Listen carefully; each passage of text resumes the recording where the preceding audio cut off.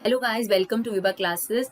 आज हम लोग class 12 chapter 1 relation and function का आपके पास जो थर्ड एक्सरसाइज है उस पे बेस्ड जो कंसेप्ट है that is composition of function और इन्वर्टेबल फंक्शन उसको डिस्कस करेंगे डियर। इसके साथ साथ हम एग्जांपल नंबर 15 टू 20 आपके साथ डिस्कस करेंगे जो कि आप लोगों को इन एग्जांपल्स को, इस कंसेप्ट को समझाने में मदद करेगा। डियर, अगर आप बात करें क्लास 12 का पूरा जो मटेरियल है वो अवेलेबल है। अगर आप केस स्टडीज ढूंढ रहे हैं तो वो भी अवेलेबल है।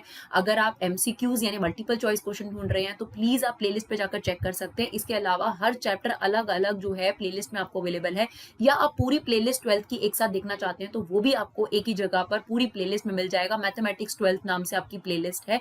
मैथ्स के अलावा डियर अकाउंटेंसी, बिजनेस स्टडीज और मैक्रो इकोनॉमिक्स का भी फुल सिलेबस जो है आपको हमारे यूट्यूब चैनल पर अवेलेबल है। तो चलिए हम सबसे पहले स्टार्ट करते हैं, ये कंपोजिशन ऑफ फंक्शन का क्या मतलब होता है। तो डियर, कंपोजिशन ऑफ फंक्शन मतलब दो फंक्शंस को कंपोज करना। कंपोज मतलब एक तरीके से बनाना, उन्हें मिलाना। ठीक है, तो यहां पर आपके पास दो फंक्शंस गिवन होंगे और उन्हें कंबाइन करके जो फंक्शन हम डिराइव करेंगे that is known as composition of function. For example, आपके पास कोई भी फंक्शन है एफ फंक्शन जो कि आपके पास सेट एक्स से वाई तक है, यानी कोई एलिमेंट है एक्स से लेकर वाई तक, ये एफ फंक्शन है।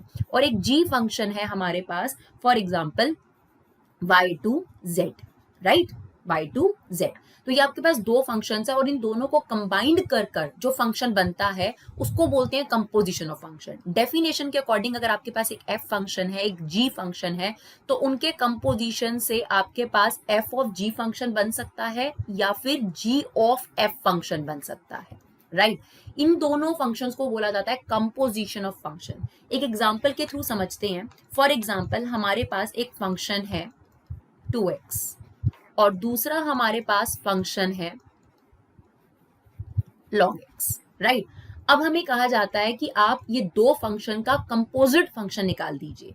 तो वो कंपोजिशन किस तरीके से करा जाता है वो हम आपको बताते हैं। फॉर एग्जांपल, हमें f ऑफ g फंक्शन निकालना है। यहां पर हम अपने आप x लिख देते हैं क्योंकि वेरिएबल x ही है। f ऑफ g फंक्शन, इसका क्या मतलब होता है? शॉर्टकट में अगर बोला जाए तो f के अंदर g फंक्शन को डाल दीजिए, राइट। जैसे आप लोगों ने 9th क्लास में पढ़ा होगा कि आपके पास कोई भी फंक्शन गिवन होता था, फॉर एग्जांपल दिस। तो अगर आपसे कहा जाता था कि आपने x की जगह 1 रखना है तो आप दोनों साइड 1 पुट कर देते थे, राइट। तो आपके पास आंसर आ गया 1। अगर f को आपने -1 पुट करना है तो आप बोथ साइड -1 पुट कर देते थे। बिल्कुल यही चीज है। f ऑफ gx का मतलब है कि f के अंदर gx पुट कर दो, f के अंदर gx पुट कर दो। इसको किस तरीके से मेंशन करते हैं? इट्स f ऑफ, ये ऑफ हटकर ये आ जाता है gx। तो इट्स लाइक एन f का एलिमेंट। ये आपके पास क्या हो गया? f का एक एलिमेंट। जैसे यहां पर x था, उसकी जगह पर यहां पर क्या आ गया? gx आ गया, राइट। अब देखिए gx की वैल्यू कितनी है, वो ये रही आपके पास। यहां पर हमने इसे लिख दिया log x। अब अभी भी ये f ऑफ फंक्शन चल रहा है आपके पास। इसका मतलब क्या है? अगर ये फंक्शन है आपके पास, अगर हमें f ऑफ 1 निकालना होता है तो हम x की जगह 1 पुट करते हैं। अगर हमें f ऑफ log x निकालना है, जैसे हमें 1 लगाना था तो हमने 1 बोथ साइड पुट कर दिया। अगर हमें, ये देखिए, ये आपके पास फंक्शन है f ऑफ x, आपको 2x दे रखा है। अगर हमें निकालना होता f ऑफ 1, यानी एलिमेंट x की जगह 1 है, तो हम राइट साइड पे भी 1 पुट कर देते। अगर हमें यहाँ 2 पुट करना होता तो आप यहाँ पर क्या पुट कर देते? 2। सिमिलरली अब हमारे पास क्या है? f of log x। तो इसका मतलब x की जगह यहाँ क्या पुट हो जाएगा? log x। तो ये आ गया आपके पास 2 log x, क्योंकि x की जगह ये। तो finally our answer is 2 log x। तो ये जो आपके सामने f ऑफ gx फंक्शन आया है that is a composite function.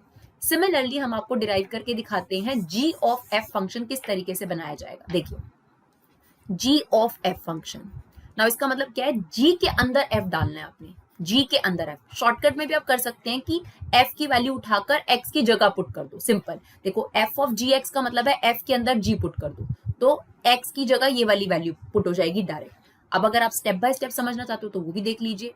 g of f को आप कैसे लिखोगे? ये आ जाएगा आपके पास fx। तो ये क्या हो गया? g का एलिमेंट, यानी x की जगह आपके पास ये आ गया। अब आपके पास fx की वैल्यू है, ये रही 2x, ये पुट कर दो। अब इसका आंसर आगे कैसे निकालोगे? देखो डियर, अगर आपके पास gx दे रखा है log x, अगर हम आपसे कहते हैं g ऑफ 1 निकालिए तो आप x की जगह क्या पुट करते? 1 पुट कर देते। अगर हम कहते हैं g ऑफ 2 निकालिए तो आप x की जगह 2 पुट कर देते। सिमिलरली अगर हमने x की जगह आपको यहां पर दे दिया 2x, तो आपने x की जगह राइट साइड पे भी क्या पुट करना है, 2x। तो ये कितना बन गया आपके पास answer, that is log 2x। तो ये है आपके पास कंपोजिशन फंक्शन, यानी दो फंक्शंस को कंबाइंड करने को हम लोग क्या बोलते हैं, कंपोजिशन ऑफ फंक्शन। एग्जाम्पल के थ्रू समझेंगे और ज्यादा अच्छे से क्लियर हो जाएगा, एग्जाम्पल भी है इसी पर। तो बेसिकली जो पहला टॉपिक है इस एक्सरसाइज के अंदर, that is composition of function, यानी दो फंक्शंस को जब हम कंबाइन कर देते हैं और जो फंक्शन हमारे पास डिराइव होता है उसे हम बोलते हैं कंपोजिशन ऑफ फंक्शन। तो ये दो फंक्शंस हमारे पास गिवन थे, fx और gx, राइट। एक और एग्जाम्पल अगर आप कहते हैं तो हम आपको एक और एग्जाम्पल लेकर बताते हैं ताकि आप फॉग और गॉफ को अच्छे तरीके से समझ सकें। फॉर एग्जाम्पल हमारे पास fx फंक्शन दे रखा है x² + 2, राइट, और gx फंक्शन हमारे पास है फॉर एग्जाम्पल sin x। अब आपको कहा जाता है f ऑफ gx निकालिए, तो इसका मतलब क्या है कि f के अंदर gx डालना है। शॉर्टकट में अगर हम डायरेक्ट करें तो f के अंदर gx डालने का मतलब है x की जगह, f में x की जगह ये पुट कर दीजिए। यानी अगर मैं इसका डायरेक्ट आंसर लिखूं f के अंदर g, तो x की जगह बस g पुट कर दीजिए। ये मतलब समझिए, देखिए f के अंदर g यानी x की जगह gx का होल स्क्वायर + 2, और gx की वैल्यू क्या है sin x, तो ये हो जाएगा sin x का होल स्क्वायर + 2।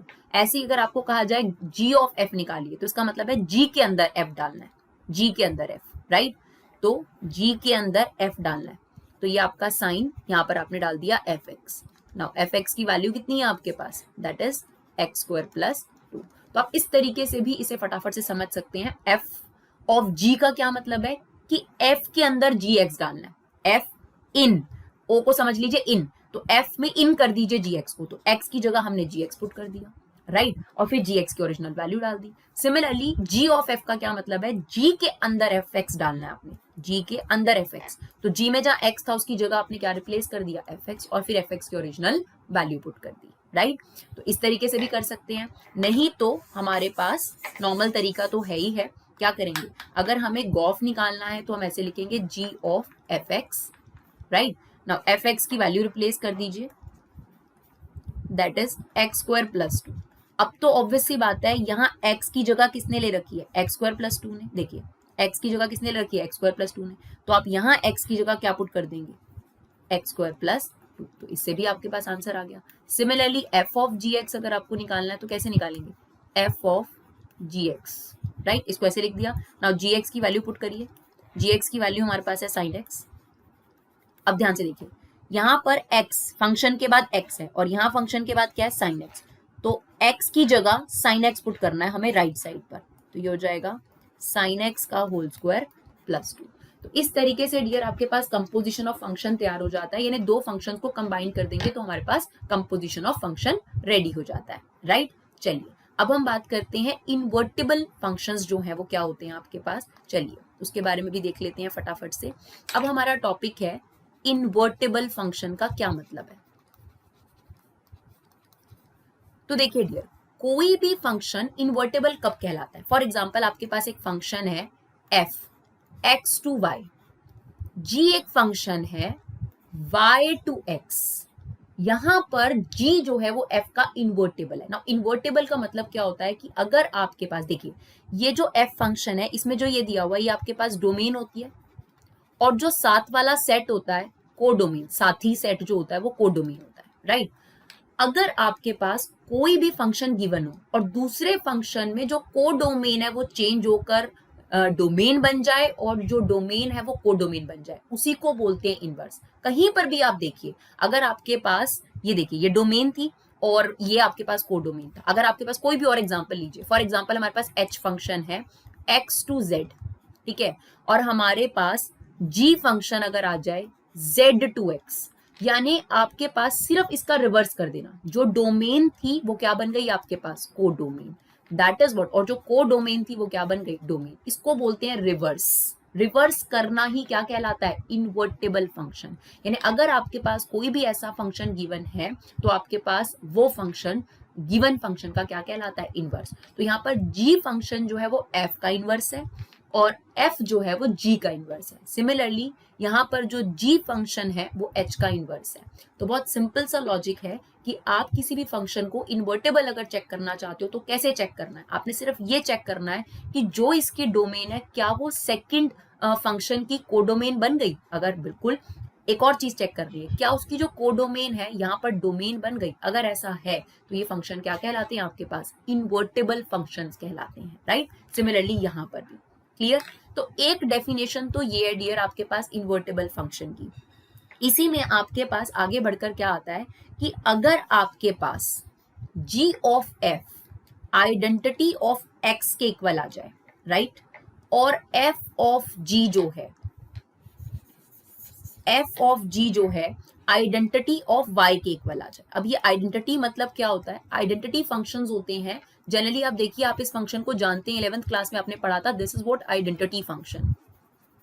इसी को आइडेंटिटी फंक्शन कहा जाता है। आइडेंटिटी फंक्शन क्या होता है, अगर हम x की वैल्यू 0 पुट करेंगे तो fx मींस क्या होता है, y की वैल्यू भी 0 आ जाएगी। अगर हम x की वैल्यू 1 पुट करेंगे तो y की वैल्यू भी 1 आ जाएगी। अगर हम x की वैल्यू -1 पुट करेंगे तो y की वैल्यू भी -1 आ जाएगी। तो इन फंक्शंस को जनरली आइडेंटिटी फंक्शन कहा जाता है जब आपके पास जो वैल्यू पुट करी जा रही है वही आपका रेंज निकल कर आ रहा है, सेम आंसर आ रहा है, उनको बोलते हैं आइडेंटिटी फंक्शन। तो यहाँ पर उसने एक डेफिनेशन दी कि कोई भी फंक्शन इन्वर्टेबल तब होता है, एक तो हमें पता चली गया कि g f का इनवर्स है, ये आप कैसे पता कर सकते हो, ये आप देखकर पता कर सकते हो ऑरली। लेकिन अगर आपको प्रूफ करके दिखाना है तो क्या करके दिखाना पड़ेगा कि अगर दो फंक्शन इन्वर्टेबल अगर आपने प्रूफ करना है तो फॉर एग्जांपल आपको प्रूफ करना है g is inverse of f, तो कैसे प्रूफ करोगे, आपको g ऑफ f निकालना है।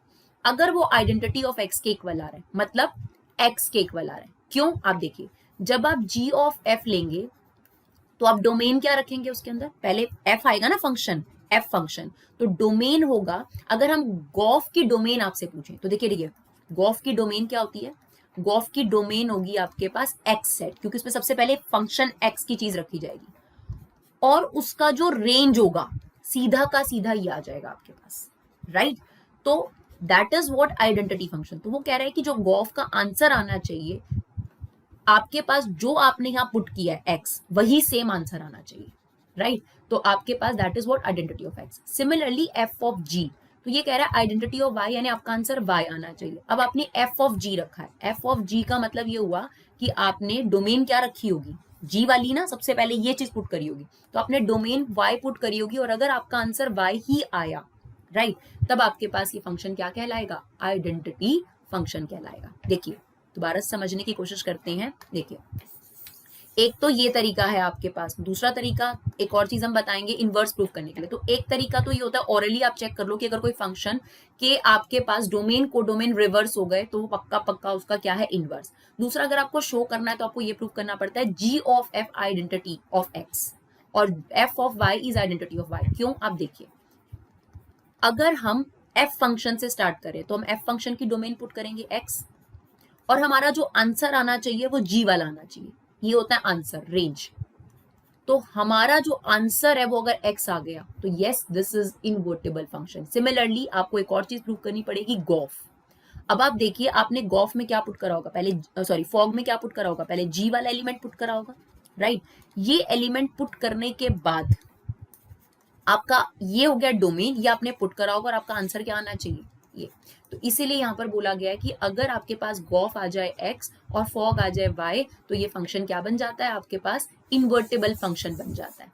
इसके अलावा एक और तरीका है डियर हमारे पास, अगर हम इन्वर्टेबल फंक्शन की बात करें तो आप ये भी प्रूव कर सकते हैं कि अगर कोई भी फंक्शन 1 1 और ऑन टू, जो कि हम लास्ट एक्सरसाइज में आपके साथ डिस्कस कर चुके हैं, अगर आप किसी भी फंक्शन को 1 1 और ऑन टू प्रूव कर दो, दैट मीन्स अगर आप किसी भी फंक्शन को बाइजेक्टिव प्रूव कर दो तो वो फंक्शन भी आपके पास क्या बन जाता है, आपके पास इन्वर्टेबल फंक्शन हो जाता है। तो अगर आप किसी फंक्शन को 1 1 ऑन टू प्रूव कर दो तो ये भी एक दूसरा वे है जिसके थ्रू आप किसी भी फंक्शन की इनवर्स या इन्वर्टेबिलिटी को भी प्रूव कर सकते हो। तो ये था आपके पास इस टॉपिक का कंसेप्ट। अब इसके एग्जाम्पल देखते हैं एक एक करके 15 से लेकर 20 तक। चलिए गाइज अब हम देखते हैं एग्जाम्पल नंबर 15। जैसा कि हमने थोड़ा सा कंसेप्ट आपको ऑलरेडी बताया, एग्जाम्पल से समझेंगे और ज्यादा अच्छे तरीके से कंसेप्ट आ जाएगा। कई बार कंसेप्ट में वो चीज समझ में नहीं आती जो एग्जाम्पल से समझ में आ जाती है, राइट। जैसे हम थ्योरी को समझने के लिए एग्जाम्पल लेते हैं बिल्कुल उसी तरीके से। तो देखिए आपको एग्जाम्पल नंबर 15 में दे रखा है एफ फंक्शन 2 3 4 5 2 3 4 5 9। फंक्शन में ना हमेशा एक डोमेन होती है और एक को डोमेन होती है। मतलब को का मतलब क्या होता है, साथी, है ना। कोएड स्कूल का मतलब है कि लड़के लड़की साथ में पढ़ते हैं, ऐसी को डोमेन का मतलब होगा डोमेन के साथ में, ठीक है ना। तो ये आपके पास है डोमेन इस सेट की, और ये क्या है हमारे पास, को डोमेन, या आप इसको एक्स टू वाई सेट भी बोल सकते हैं, right, X to Y set. G function दे रखा है, आप देखेंगे जो इसकी कोडोमेन है वो जी की डोमेन है। यानी डोमेन का मतलब क्या होता है, एक्स की वैल्यू पुट करना, और कोडोमेन क्या होता है, जिसमें से आपकी रेंज निकल कर आती है, वाई निकल कर आता है। तो जी आपके पास यहां से लेकर यहां तक है। तो फॉर एग्जाम्पल अगर मैं ये डोमेन कोडोमेन कई बार बच्चों को कंफ्यूज करता है, अगर मैं ऐसे ऐसे बोलूं कि जो फंक्शन एफ है फॉर एग्जाम्पल, वो ये एक ए सेट है फॉर एग्जाम्पल, ठीक है ना, ए सेट से बी सेट तक है। इसका मतलब जो फंक्शन है उसमें आप एक्स की वैल्यू तो ए सेट से लेंगे, और जो आपका वाई निकल कर आएगा, क्योंकि देखिए कभी भी कोई फंक्शन है, जैसे ये फंक्शन है, तो इसमें क्या है, आप एक्स की वैल्यू पुट करते हैं, और एफ एक्स का मतलब क्या होता है, डियर वाई।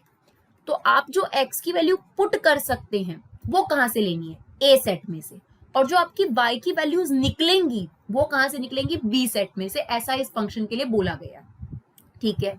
जी जो फंक्शन है उसमें क्या बोला गया आपको, जी में आपको बोला गया एक और फंक्शन है जिसमें बी, देखे ना बी सेट यही सेम है, उसका डोमेन है बी, यानी आप उसमें पुट बी करोगे और जो आंसर निकलेगा वो एक और सेट में से निकलेगा, सी सेट में से।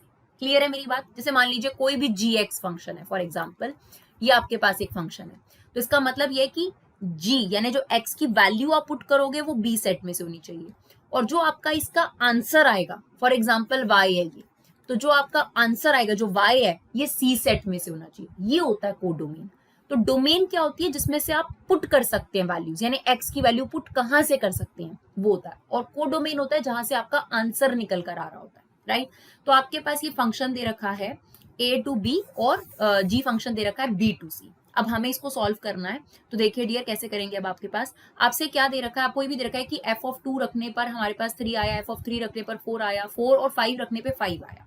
इसको हम एरो डायग्राम से समझाएंगे, वो ज्यादा बेटर रहता है। तो मैंने यहाँ लिखा फंक्शन एफ, और ये मेरा एरो डायग्राम है, ये मेरा ए सेट है और ये मेरा बी सेट है। तो ए सेट में क्या एलिमेंट है, 2 3 4 5, और बी सेट में एलिमेंट है 3 4 5 9, ठीक है। अब मुझे खुद बोला हुआ है कि एफ की वैल्यू 2 रखने पर मेरा आंसर जो आया वो 3 आया। तो ये देखिए ये डोमेन और ये कोडोमेन, ठीक है। तो एक्स की वैल्यू 2 रखने पर वाई की वैल्यू 3 आई, इससे जोड़ देते हैं। एक्स की वैल्यू 3 रखने पर वाई की वैल्यू कितनी आई, 4 आई। फिर एक्स की वैल्यू 4 और वाई की सॉरी एक्स की वैल्यू 4 और 5 दोनों रखने पर आंसर 5 आया, ऐसा उसने कहा है। तो एक्स की वैल्यू 4 रखने पे भी 5 और 5 रखने पे भी 5, जैसा कि हमें क्वेश्चन में मेंशन है, ठीक है। ये आपके पास हो गया एफ फंक्शन, ये उसका एरो डायग्राम है जो हमें क्वेश्चन में ऑलरेडी गिवन था। हाँ डियर, हम आपसे ये जरूर सजेस्ट करेंगे कि आप एग्जाम्पल को पहले से रीड करके रखें, राइट। नाउ जी फंक्शन की बात करते हैं, यहाँ पर हम बना लेते हैं जी फंक्शन। तो आपको पता है जो डोमेन है वो बी सेट है, राइट, और जो को डोमेन है वो यहाँ पर सी सेट है। तो आपके पास जी सेट की जो डोमेन थी वो थी 3 4 5 9। डोमेन का मतलब है जी में जो आप पुट कर सकते हैं वैल्यूज, और जो आपका आंसर आएगा वो आएगा 7 11 और 15 में से। तो आपको बताया गया कि अगर आपने x की वैल्यू 3 पुट करी और 4 पुट करी, दोनों में ही आपका आंसर 7 आया, यानी 3 रखने पे भी 7 आया और 4 रखने पे भी 7 आया। और जब आपने x की वैल्यू 5 और 9 रखी तो दोनों ही केस में आपका आंसर 11 आया, यानी 5 रखने पे भी 11 आया और 9 रखने पे भी 11 आया। ये डियर आपके पास जी फंक्शन है, राइट। ये आपको ऑलरेडी दे रखा है। आपको क्वेश्चन में क्या कहता है, जी ऑफ एफ की वैल्यू निकालिए। देखिए बड़ा आराम से आप इस चीज से निकाल सकते हैं। देखिए अगर आपको बोला है जी ऑफ एफ, तो हम आपको सेट भी बता दें फाइनली, जैसे आपके पास कोई भी फंक्शन होगा उसमें डोमेन और कोडोमेन पता होती है, तो आप इसकी डोमेन और कोडोमेन भी पता कर सकते हैं। यहां पर वैल्यू पुट होगी एफ की और फाइनल आंसर आएगा जी का। ध्यान से सुनिएगा, जी ऑफ एफ का क्या मतलब होता है, डोमेन होगी एफ की और को डोमेन होगी इसकी। तो आप एफ की डोमेन बताइए क्या है, दिस वन, और जी की को डोमेन क्या है, ये रहा। यानी इसका जो आंसर आएगा ना वो ए टू सी आएगा। आपको वेरीफाई करके दिखा देते हैं, है ना। तो सबसे पहले जी ऑफ एफ का क्या मतलब होता है, इसका मतलब होता है जी ऑफ एफ एक्स। अब आपको पता है कि फंक्शन एफ, यानी यहां पर आ गए हम लोग, तो x की वैल्यू आप क्या क्या पुट कर सकते हो, ये आपको पहले से डिफाइन था कि x की वैल्यू आप यही पुट कर सकते हो, पहले से डिफाइन था। तो आपने रखा f ऑफ 2, है ना, 2 रखा आपने, यहाँ पर x की जगह क्या पुट करा 2, जैसा कि आपको डिफाइंड है। नाउ f ऑफ 2 की वैल्यू कितनी है 3, है ना। f ऑफ 2 किससे कनेक्टेड है 3, तो f ऑफ 2 यानी इस पूरे की जगह आंसर आ गया हमारे पास 3। नाउ g ऑफ 3 यानी जब हमने g में 3 पुट करा था, ये देखिए फंक्शन में 3 पुट करा तो हमारा आंसर कितना आया था 7। तो आप देखिए आपने पुट क्या किया 2 यानी a का एलिमेंट, राइट, और आपके पास जो आंसर आया वो किसका एलिमेंट आया c का। तो ये आपके पास गॉफ की वैल्यू आ गई। और देखते हैं g ऑफ f, नेक्स्ट है हमारे पास 3 एलिमेंट, क्योंकि f के एलिमेंट रखने हैं हमने। f का डोमेन क्या है, डोमेन मतलब x की क्या वैल्यू पुट कर सकते हो 2 के बाद क्या पुट कर सकते हो 3, तो हमने 3 लिया। नाउ ये क्या हो गया g of f of 3। Now f of 3, इस पूरे का आंसर क्या है 3 रखने पर फंक्शन ने आपको क्या आंसर दिया था, जब हमने फंक्शन में 3 रखा था तो हमारा आंसर आ गया था 4, तो इसकी जगह आपके पास क्या आ गया 4 आ गया। नाउ जब हमने g में 4 पुट किया था डोमेन, तो हमारा इस पूरे फंक्शन का क्या आंसर आया था इट्स 7। तो देखिए हम गॉफ की वैल्यूज देख रहे हैं, अगर हमने उसमें 2 पुट करा तो हमारे पास पहले आ गया 7, है ना। फिर उसके बाद हमने 3 पुट करा तो हमारे पास कितना आ गया 7। आप डायरेक्टली कर सकते हैं ये प्रोसेस करे बिना। अब ऑब्वियस ही बात है f नेक्स्ट क्या होगा 4। तो आप देखिए अगर मैंने f की वैल्यू 4 रखी तो मेरा fx का वैल्यू कितना आया 5। अच्छा अब यहां पर 5 किससे कनेक्टेड है g फंक्शन में 11, तो मेरा आंसर 11 आने वाला है। करके दिखाते हैं आप लोगों को, ये देखिए इसको इरेज कर देते हैं हम सबसे पहले। ये हमारी वैल्यूज यहाँ पे लिखी है हमने। अब हम निकाल रहे हैं g ऑफ f, तो फंक्शन में x की वैल्यू क्या रख सकते हो आप 4। Now this is g of f of 4, ये हटाकर ब्रैकेट आ जाता है। f ऑफ 4 की वैल्यू कितनी है दैट इज 5, तो इसकी जगह आ गया आपके पास 5।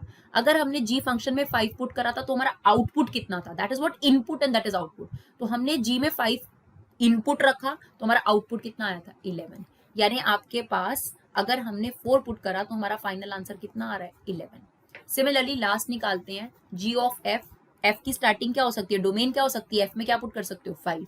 नाउ दिस इज ये इनपुट है। अब अगर हमने f में 5 इनपुट किया था तो 5 का आउटपुट क्या आया था, हमने 5 इनपुट किया था तो आउटपुट था 5, इसका आउटपुट आ गया 5। सेम g में अगर हमने इनपुट 5 रखा तो आउटपुट कितना आया, g में अगर हमने 5 रखा था तो हमारा आउटपुट कितना आया था 11, राइट। तो इसका मतलब g ऑफ आपके पास जो 5 है वो भी कितना आ गया आपके पास 11, राइट।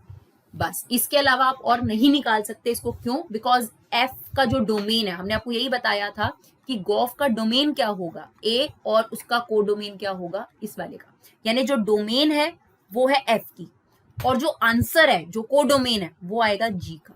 तो a टू c आपके पास आंसर आ रहा है, देख सकते हो a, ये देखिए ये a सेट है और ये जो एलिमेंट है ये किस सेट में से है c सेट में से, राइट।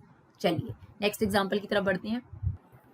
चलिए अब हमारे पास एग्जांपल नंबर 16 है, इसमें कहता है फाइंड GOF और F ऑफ G, गॉफ और फॉग निकालना है। फंक्शन दे रखा है real number to real number, G function भी real number to real number. ये हमारे पास fx फंक्शन है, ये हमारे पास gx फंक्शन है। हमने स्टार्टिंग में जब कंसेप्ट कराया था तो भी बताया था, हमें ये भी प्रूव करना है कि यहाँ पर GOF F ऑफ G के इक्वल नहीं है। बहुत आसान एग्जाम्पल है डियर, बहुत आसान एग्जाम्पल है। देखिए आपके पास f ऑफ x दे रखा है cos x और g ऑफ x दे रखा है 3x²। आपको सबसे पहले मान लीजिए g ऑफ f निकालना है, गॉफ निकालना है, ठीक है ना। इसके आगे x तो लगा ही दीजिए। हम आपको सिंपल शब्दों में बोलें तो इसका मतलब होता है कि fx की वैल्यू g में डाल दो, fx की वैल्यू g में डाल दो, यानी जो fx की वैल्यू है ना आपको नजर आ रही है, इसे x की जगह डाल दो। fx जो है आपके पास, इसको क्या करना है, क्या बोल रहे हैं हम लोग, f की वैल्यू उठा के इसमें डाल दो। यानी मैं आपको बताती हूँ इसका डायरेक्ट आंसर क्या होगा, f की वैल्यू g में x की जगह पर, तो x की जगह पर अगर हम इसे डाल दें तो ये बन जाएगा दिस वन, राइट। सिमिलरली अगर आपको फॉग निकालना है f ऑफ gx बोलते हैं, फॉग नहीं बोलते इसको, ठीक है। f ऑफ gx इसका मतलब है gx की वैल्यू f में डाल दो, g की वैल्यू f में डाल दो, यानी ये वाली जो वैल्यू है ये f में डालनी है x की जगह। तो आप इस तरीके से भी कर सकते हैं, डायरेक्ट हो गया। नहीं तो आप देखिए क्या तरीका होता है, अगर हमें g ऑफ fx निकालना है, ठीक है, तो ये ऑफ हटाकर ये ब्रैकेट आ जाता है, ये आ गया। अब fx किसके इक्वल है, ये रहा, तो एफ एक्स को हटाकर हमने लिख दिया कॉस एक्स, राइट। अब ये है जी ऑफ कॉस एक्स। देखो बेटा, अगर आपके पास जी एक्स इक्वल टू 3x² है और अगर मैं आपसे पूछूं जी ऑफ कॉस एक्स निकालो, तो इसका क्या मतलब है कि x की जगह cos x डालो ना। जैसे अगर आपसे मैं यहाँ बोलूं g ऑफ 1 निकालो तो आप x की जगह 1 रख दोगे, 2 निकालो, g ऑफ 2 निकालो तो आप x की जगह 2 डाल दोगे। तो बिल्कुल सेम, अगर आपको ये जी एक्स इक्वल टू 3x² दे रखा है और अगर हम आपसे पूछें कि g ऑफ cos x निकालो, तो इसका क्या मतलब होगा, x की जगह cos x पुट कर दो। तो यही चीज आ गई आपके पास, ठीक है। सिमिलरली अगर हम 4 को करें f ऑफ जी एक्स, तो ये क्या आएगा, इसको आप क्या लिख सकते हैं, f इसकी जगह आपने ब्रैकेट लगाया, ये क्या हो गया आपके पास जी एक्स। ना जी एक्स की वैल्यू क्या है, ये रही, ये उठा के लिख दो यहाँ पर 3x²। नाउ सेम, अब देखो एफ एक्स है आपके पास cos x, अब आपसे पूछा जा रहा है f ऑफ 3x², क्या मतलब हुआ, x की जगह रिप्लेस कर दो 3x² को, है ना, x की जगह फंक्शन में 3x, तो राइट साइड पे भी रिप्लेस कर दो, तो क्या हो जाएगा ये cos x की जगह क्या आ जाएगा 3x²। तो यही चीज हमने आपको ऐसे शॉर्टकट में भी बताई और यही चीज आपके पास ये भी है। क्लियर, चलिए बढ़ते हैं नेक्स्ट एग्जांपल की तरफ। हाँ जी बच्चों, अब हमारे पास एग्जांपल नंबर 17, थोड़ा दिखने में अजीब गरीब है बट वैसे मुश्किल नहीं है। शो दैट, ये फंक्शन आपको गिवन है, रियल माइनस 7/5, इसका मतलब जो इसकी डोमेन है उसमें आप रियल नंबर ले सकते हो, सिर्फ 7/5 नंबर नहीं लेना, है ना। और जो को डोमेन है, जो उसका साथ वाला सेट बनेगा, उसके अंदर वो कह रहा है रियल नंबर ले लेना लेकिन 3/5, यानी आप x की वैल्यू 7/5 पुट नहीं कर सकते और जो y का आंसर है, जो आउटपुट है आपके पास, वो 3/5 नहीं आ सकता। x मतलब इनपुट, y मतलब आउटपुट, कोई भी फंक्शन आप देखिए इसी फॉर्म में होता है ना। तो x मतलब इनपुट, तो वो कह रहा है इनपुट आप 7/5 छोड़कर बाकी सब रख सकते हो और जो y का आंसर है वो 3/5 छोड़कर सब कुछ आ सकता है। और ये रहा हमारा fx फंक्शन फ्रैक्शन में, ठीक है। तो इसने 7/5 को मना कैसे पुट करने पर, क्योंकि अगर आप x की वैल्यू यहाँ 7/5 पुट करेंगे ना डियर, तो ये डिनोमिनेटर में 0 बन जाएगा और ये फंक्शन नॉट डिफाइंड हो जाएगा, इसीलिए मना करा है। और इसका आंसर यानी फंक्शन जो है वो कभी भी 3/5 नहीं आ सकता, इसीलिए उसने एक्सक्लूड कर दिया। फिर एक और फंक्शन है हमारे पास, उसमें दे रखा है कि आप इनपुट जो पुट करोगे, यानी जो x की वैल्यू डाल सकते हो वो रियल नंबर डाल सकते हो, सिर्फ 3/5 नहीं डाल सकते, है ना। और जो आपके पास आंसर आएगा, जो आउटपुट है यानी y जो आएगा, वो रियल नंबर में से 7/5 को छोड़कर आएगा। जी फंक्शन हमारे पास ये है, आपको प्रूव करना है, क्योंकि देन के बाद जो स्टेटमेंट होती है वो प्रूव होती है, तो आपको प्रूव करना है F of G identity of A आ रहा है और G of F identity of B आ रहा है। अब भैया आइडेंटिटी ऑफ ए का क्या मतलब होता है और आइडेंटिटी ऑफ बी का मतलब क्या होता है। पहले तो ये ए कहाँ से आया, ये तो हमें कहीं दे नहीं रखा था, तो आपको डिफाइन करा है कि ये जो आपके पास सेट है, जो यहाँ पर लिखा हुआ है, ये ए सेट है और ये जो आपके पास बी सेट है। तो एक तरीके से आप इसको याद रखिएगा कि ए सेट आपको ये गिवन है, ठीक है। तो जो फंक्शन है इसको हम सिंप्लीफाइड फॉर्म में लिख लेते हैं, जो इतने अजीबोगरीब फॉर्म में लिखा हुआ है। जो एफ फंक्शन है ये ए सेट है बेटा, ये देखिए यहाँ लिखा हुआ है, तो ए से बी, यानी जो इसका इनपुट है वो इसमें से और आउटपुट इसमें से आएगा। और जो हमारे पास जी फंक्शन है वो देखिए, ये देखिए सेम बी है, बी टू ए। और आप क्वेश्चन को देख के ये जान सकते हैं कि ये दोनों एक दूसरे के इनवर्टेबल फंक्शंस है। क्यों, आप देखिए हमने आपको बताया था कि ये जो डोमेन है, आप देखिए उसकी कोडोमेन बन गई और जो उसकी कोडोमेन है इसकी डोमेन बन गई, रिवर्स हो गया ना, इसी को तो इनवर्स बोलते हैं। इनवर्स का मतलब क्या होता है, डिपेंडेंसी चेंज कर दो, जो आप x की वैल्यू वहां डाल रहे थे वो उसमें y की वैल्यू आ रही है और जो आपका आउटपुट था वो यहाँ इनपुट है।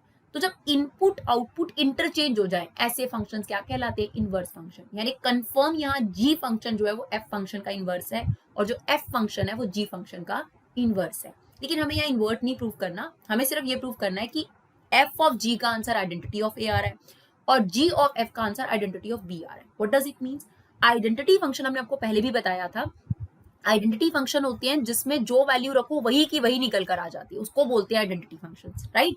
तो अब जैसे फॉर एग्जांपल अगर हम यहाँ पर 1 रखें तो 1 आ जाएगा, 2 रखें तो 2 आ जाएगा, 3 रखें 3 आ जाएगा, उनको बोलते हैं डियर हम आइडेंटिटी फंक्शन, राइट। तो चलिए अब हम एक काम करते हैं, क्वेश्चन में इतना तो समझ में आ गया कि हमें एफ ऑफ जी निकालना है। ये आइडेंटिटी ऑफ ए क्या, ये देख लेते हैं, एफ ऑफ जी निकालना है। इसका क्या मतलब है, जो g की वैल्यू है वो f फंक्शन में डाल दो, यानी जो ये g फंक्शन आपको नजर आ रहा है, ये आपके पास g फंक्शन, ठीक है, ये पूरी की पूरी वैल्यू उठाकर g की किसमें पुट कर दो, fx के x में पुट कर दो, ये मतलब होता है इसका शॉर्टकट में। अदरवाइज हम ऐसे भी लिख सकते हैं, ये o हटाकर हम लगा देंगे ब्रैकेट और ये बन गया gx, ठीक है। अब gx की वैल्यू पुट करो, ये रही, ये gx की जगह मैंने रख दिया 7x + 4 5x - 3। नाउ अब अगर एफ एक्स में यहाँ पर एक्स था तो राइट साइड पे भी एक्स था, लेकिन अगर अब एक्स की जगह इसने ले ली है तो आप फंक्शन में भी तो एक्स की जगह इसको पुट कर दोगे ना, राइट? तो पुट कर दो इसको एक्स की जगह पूरे में। थोड़ा सा कॉम्प्लिकेटेड दिखेगा बट उतना है नहीं, एक्स की जगह यहाँ पूरे में। यही बात हमने आपको शॉर्टकट में भी बताई थी। ये देखिए ये पुट हो गई आपके पास।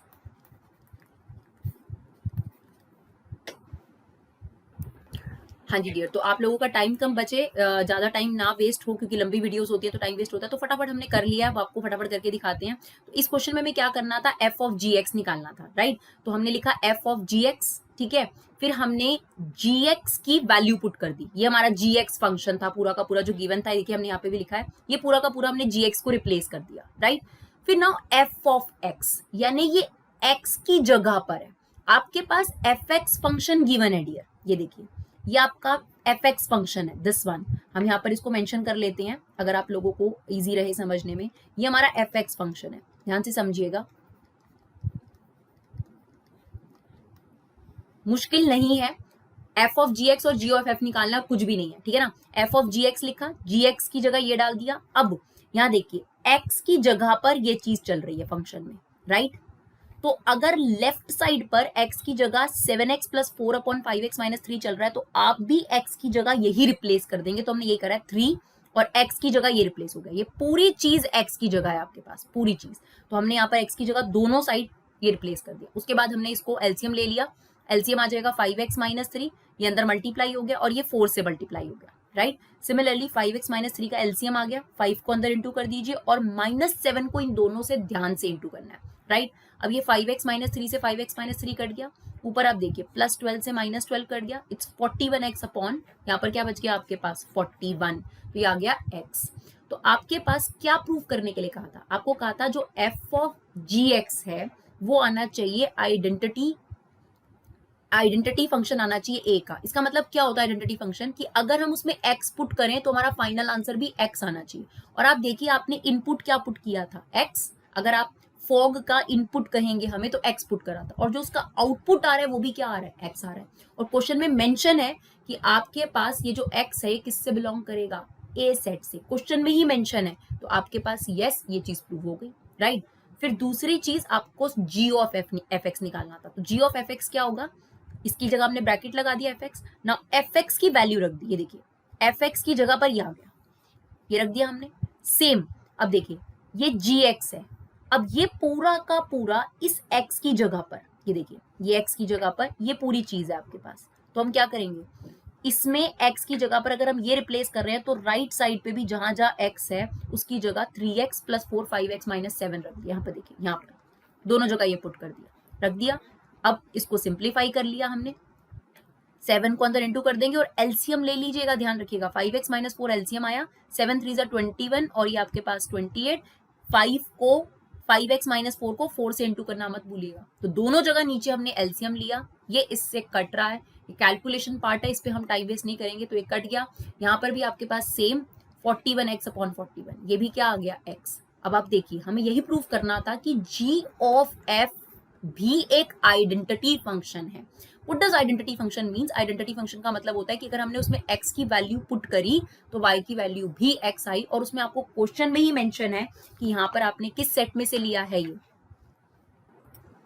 और उसने आपको ये भी क्लियर कर दिया था कि यहाँ पर जो आपने फंक्शन लेना है वो b सेट से लेना है। और अगर आप x की वैल्यू लेंगे फंक्शन में पुट करेंगे g ऑफ f में, तो जो आपका आंसर आएगा, जो आउटपुट होगा वो भी x आएगा।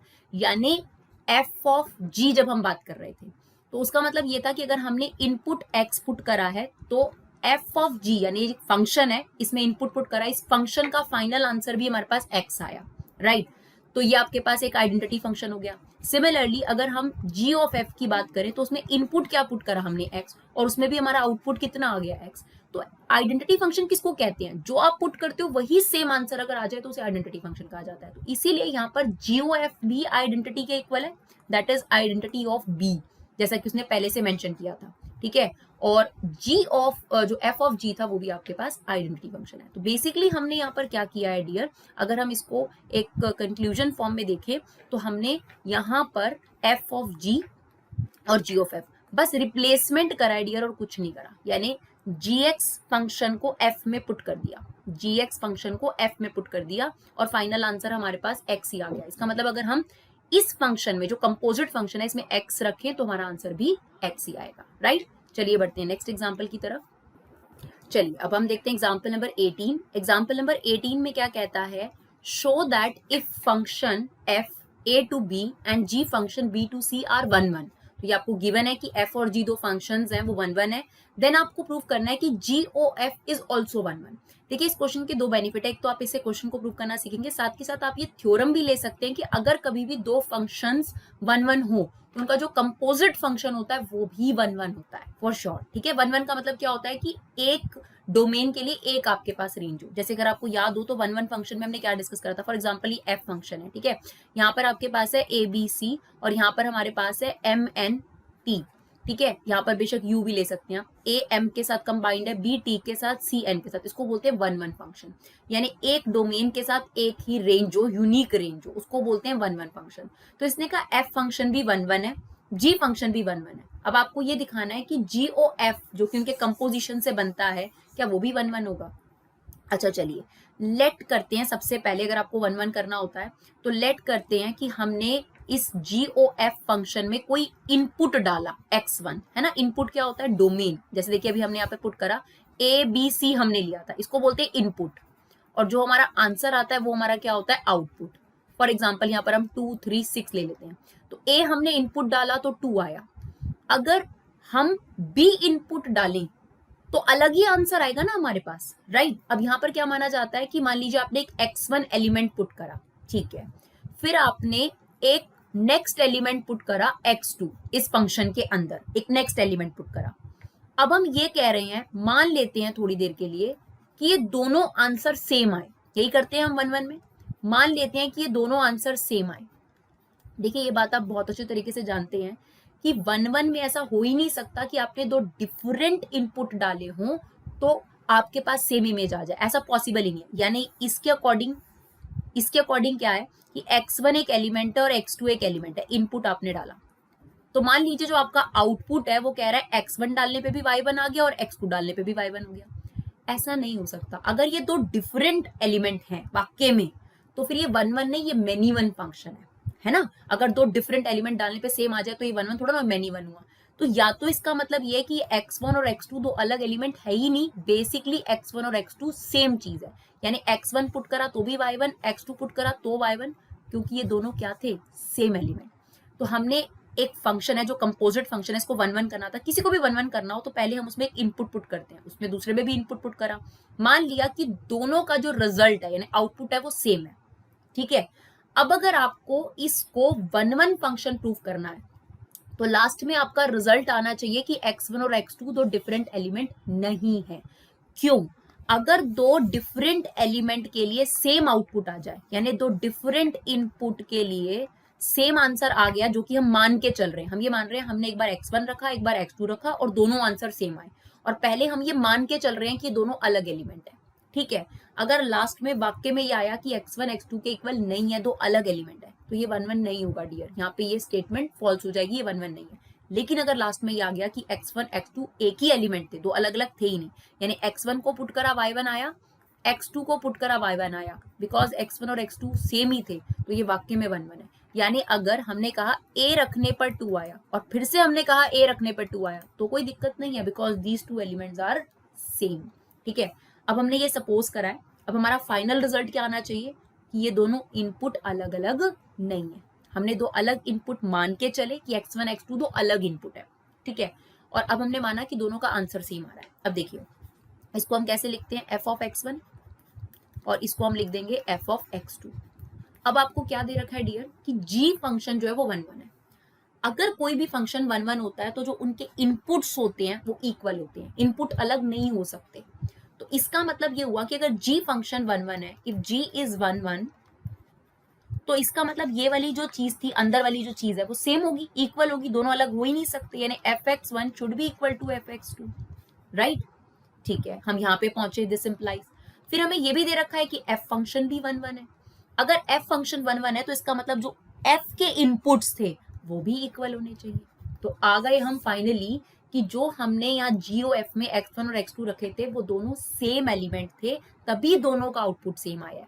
तो इनपुट सेम रखने पर अगर आउटपुट सेम आता है तो वो 1 1 ही होता है, और अगर दो इनपुट अलग रखने पर आउटपुट सेम आए तो वो आपके पास मेनी वन फंक्शन होता है। फिलहाल हमें जो प्रूव करना था हो गया, हमने दो डिफरेंट एलिमेंट पहले माने, हमने पुट करे हैं, हमने कहा आंसर सेम आ रहा है, बट एट लास्ट हमारा प्रूव हो गया कि वो दोनों इनपुट एकदम सेम थे, तभी आउटपुट सेम आता है, राइट। चलिए नेक्स्ट एग्जांपल की तरफ चलिए डियर, एग्जांपल नंबर 19 देखते हैं। Show that function a to b and g function b to c are onto. दोनों फंक्शन दे रखे हैं ऑन टू है, आपको प्रूव करना है GOF भी ऑन टू होगा। अब ऑन टू का मतलब क्या होता है डियर, जैसे फॉर एग्जांपल f एक फंक्शन है a set to b set, onto का मतलब ये होता है कि जब आप कोई भी इनपुट पुट करोगे तो उसके लिए आउटपुट आपने बी से लेना है, ठीक है ना।